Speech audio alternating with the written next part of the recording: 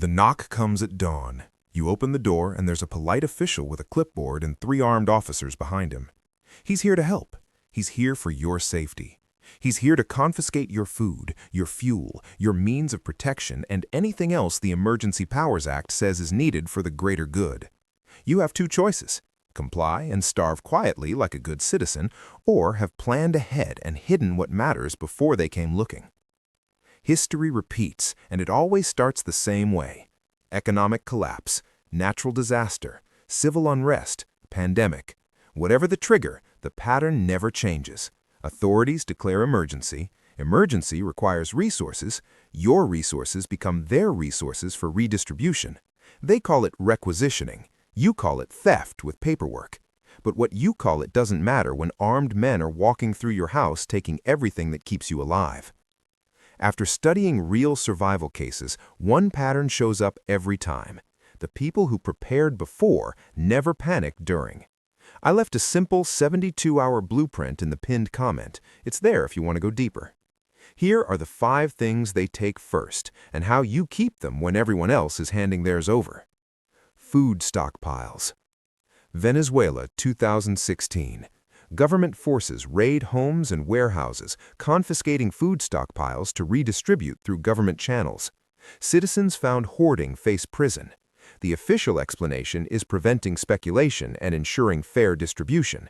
The actual result is government-connected individuals controlling who eats and who starves. Funny how that works. They will take your food, large stockpiles especially.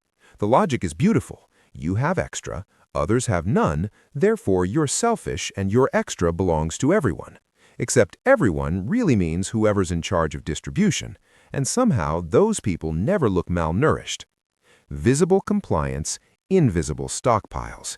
Keep 2 weeks of food in your pantry. That's your sacrifice. That's what they find and take and mark on their clipboard. Everything else gets distributed and hidden. Not in one big cache they stumble across, multiple small caches in places nobody searches. False walls in closets, buried in backyard and waterproof containers, hidden in ceiling above drop panels, inside furniture with false bottoms, in your vehicle's spare tire well. The goal isn't Fort Knox security. The goal is they search for 20 minutes, find your decoy stash, take it, leave thinking they got everything. His kids look well-fed 6 months later. Yours look like famine statistics. That's when the math becomes clear. Precious metals and currency. Executive Order 6102, 1933. United States government makes private gold ownership illegal. Citizens ordered to turn in gold coins, bullion, and certificates in exchange for paper money at fixed rates below market value. Failure to comply means 10 years in prison. The government needs gold reserves. Your gold is now their gold. Democracy in action. The sound of your safe being opened isn't loud. Just a click, then silence. Then your financial security walking out your door in a government-issued duffel bag while you sign the receipt. Never in obvious places. Not in safes they can force you to open. Not in bank deposit boxes they can freeze or access during emergencies. Definitely not buried in your backyard in a spot that looks freshly disturbed. Disperse small amounts in multiple locations. Some buried in remote areas you can access later, some hidden in simple light. A few silver coins and a jar of hardware screws. Gold sewn into jacket linings. Small bills hidden in book spines.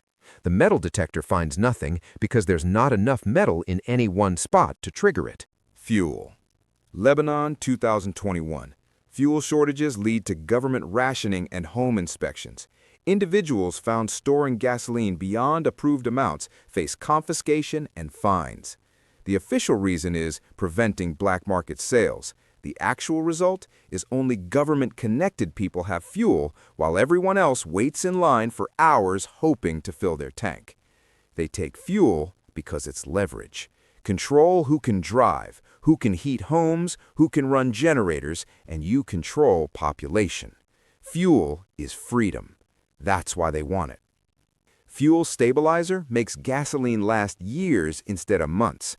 Store in proper containers in locations away from your home, shed, buried cache, off-site property. not in your garage where first inspector finds it immediately. Don't store massive amounts in one location. 30 gallons found is 30 gallons lost. 6 5-gallon caches in different locations means you keep 80% even if they find one. Label containers as water or chemicals if storing on property. Authorities looking for fuel stockpiles don't check every container. They look for obviously gasoline-marked containers. Help them miss what they're looking for. Weapons and ammunition. Hurricane Katrina, 2005. Law enforcement goes door to door in New Orleans confiscating firearms from law-abiding citizens for their safety, while looters roam freely. The police chief later admits it was illegal. That doesn't return anyone's guns. Smell of gun oil mixed with your own sweat as you hand over the registered ones. The officer thanks you, actually thanks you for compliance. You nod, because what else do you do when 3 more are standing behind him? That's when you know they're never giving them back. When chaos starts, they want you defenseless, easier to control, easier to relocate, easier to confiscate everything else if you can't resist. Boating accident. Classic excuse, completely unverifiable. Firearms were lost when boat capsized. No serial numbers to track, no weapons to confiscate. Can't prove you didn't lose them. Real tactic? Dispersed storage. Some disclosed and surrendered to show compliance, others hidden in sealed PVC tubes buried off property. Others at trusted locations authorities won't connect to you. Never all in one place, never where they expect. Communication equipment. Cuba, China, North Korea, every authoritarian state in crisis. Private satellite phones, ham radios, and communication equipment get seized or jammed. Information control is population control. If you can communicate without government monitoring, you're dangerous. During chaos, they kill your cell service, they block internet, they jam frequencies. The only information source becomes official channels, telling you everything's fine while the city burns. Your neighbor who shares your politics today will share your location to authorities tomorrow when his kids are hungry and yours aren't. That's not cynicism, that's Tuesday. Don't register, don't license, don't tell anyone you have it. Satellite phones bought anonymously with cash. Ham radios acquired off books. Hide them like you hide everything else. Multiple caches, multiple locations, nothing traceable to you. Have backup power that doesn't rely on the grid. Solar chargers, hand-crank generators, batteries stockpiled. Communication equipment is worthless if you can't power it when the grid dies. Practice operational security now. Don't post about your equipment online. Don't discuss it with neighbors. Don't give authorities any reason to add you to lists of people who have communication gear they might want to confiscate later. The reality nobody mentions. Every major collapse follows the same script. Authorities promise temporary emergency measures. Those measures become permanent. Rights surrendered for safety are never returned.